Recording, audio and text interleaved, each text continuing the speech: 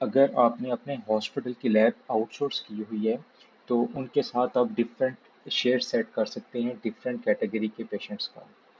अगर वो test local करते हैं और पेशेंट आप उनको भिजवाते हैं, यानी आपके हॉस्पिटल का पेशेंट है, चाहे वो ओपीडी का है चाहे वो इंडोर का है, और वो लोकल टेस्ट करते हैं तो उसका शेयर आप अलहदा से सेट कर सकते हैं। इन्हीं पेशेंट का अगर टेस्ट कहीं बाहर से वो लैब करवाती है तो उसका शेयर आप अलहदा सेट कर सकते हैं। अगर वो पेशेंट जो कि हेल्थ कार्ड के हैं तो उनका शेयर आप अलहदा सेट कर सकते हैं, चाहे वो इंडोर के हैं चाहे वो ओपीडी के हैं।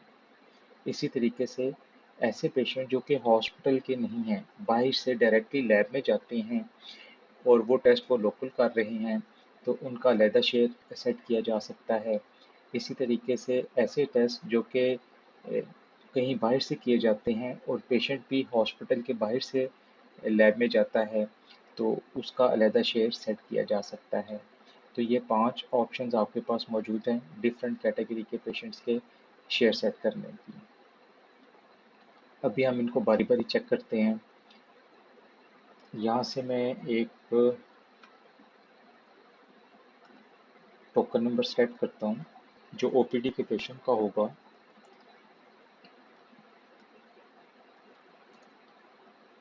अब ये पेशेंट की सारी हमारे पास बायोडाटा आ गया है। यहाँ पर अपना हम शेयर भी देख लेते हैं कि क्या शेयर सेट है। अब ये हॉस्पिटल का पेशेंट है और लोकल टेस्ट होना है तो उसका शेयर 55% नज़र आ रहा है हमें, और बैक एंड पे यही सेटिंग है। इसी तरीके से अगर ये आउटसोर्स टेस्ट होगा और हॉस्पिटल का पेशेंट है तो उसका शेयर 50% है, जो बैक एंड पे हमने सेट किया हुआ है। तो अभी हॉस्पिटल का चाहे वो इंडोर का पेशेंट है चाहे ओपीडी का है, दोनों की सेटिंग इसी तरीके से आपके पास आएगी। लोकल की 55% और आउटसोर्स का 50%। कंफर्म किया आपने। अब ये आउटसोर्स टेस्ट है।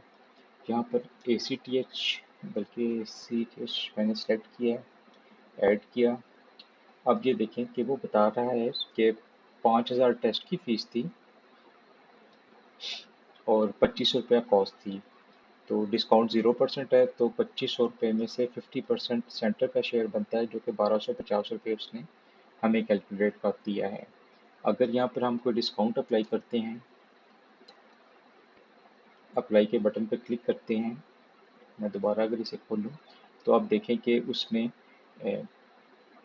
4000 जो टोटल चार्जेस थे उसमें से 25 रुपये माइनस किया और बाकी 1500 रुपये रह गए। 1500 का 50% जो कि सेंटर का शेयर था वो उसने कैलकुलेट कर दिया। इसी तरीके से आप जो भी टेस्ट ऐड करते जाएंगे सबका इफेक्ट इंडिविजुअल टेस्ट के ऊपर और टोटल कॉस्ट के ऊपर आता जाएगा। आपके पास टोटल कॉस्ट और टोटल बिल के ऊपर आएगा। अच्छा, अब जो नेक्स्ट ऑप्शन हमारे पास मौजूद है वो हेल्थ कार्ड के पेशेंट की है। एक एडमिटेड पेशेंट है हेल्थ कार्ड का, इसको सेलेक्ट किया मैंने और बैक एंड के अंदर हमने एक ही सेटिंग रखी हुई है कि हेल्थ कार्ड का पेशेंट, उसका एक ही किस्म का शेयर जो कि 65% हमने यहाँ पर सेट किया हुआ है वो यहाँ पर हमें नज़र आ रहा है। चाहे वो लोकल टेस्ट हो चाहे आउटसोर्स्ड हो, दोनों सूरतों में 65% आएगा। अभी मैं लोकल सेलेक्ट कर लेता हूँ। कोई टेस्ट ऐसा जो कि लोकल हम कर रहे हैं उसको सेलेक्ट करते हैं, तो देखिए उसने लोकल टेस्ट का 65% हमें शेयर निकाल दिया है। अगर इस टेस्ट के ऊपर मैं कोई डिस्काउंट अप्लाई करता हूँ तो उसी लिहाज से इफ़ेक्ट आएगा मेरी सेंटर के शेयर के ऊपर। तीसरी ऑप्शन थी कि वॉक इन पेशेंट है। अब ये वो पेशेंट है जो कि डायरेक्टली लैब में चला गया है और हॉस्पिटल के साथ उसका कोई ताल्लुक नहीं है। तो ऐसे पेशेंट का चाहे वो जिस मर्जी सेंटर ने आपके पास भेजा हो, जो बैक एंड के अंदर सेटिंग होगी उसके लिहाज से सेंटर का शेयर निकलेगा। अब देखें कि ये लोकल टेस्ट जो करेंगे बाहर के पेशेंट के, उसका अंदर हमें 95% शेयर देना पड़ेगा लेबॉर्ट्री को। अगर आउटसोर्स्ड है तो 50% शेयर देना पड़ेगा। ये सेटिंग हमने यहाँ पर की हुई है। और नीचे से मैं कंफर्म एंड फाइनलाइज के बटन पर क्लिक करता हूँ। यहाँ पर एक ऐसा टेस्ट जो कि आउटसोर्स्ड है वो सिलेक्ट करता हूँ मैं।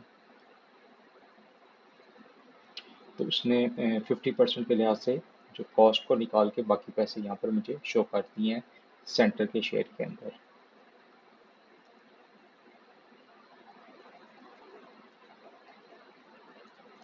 अभी मैं एक ऐसा पेशेंट सेलेक्ट करता हूँ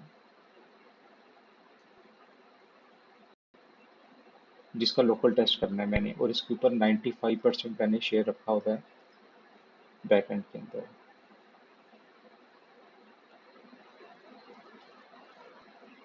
यहाँ पर मैं वही टेस्ट,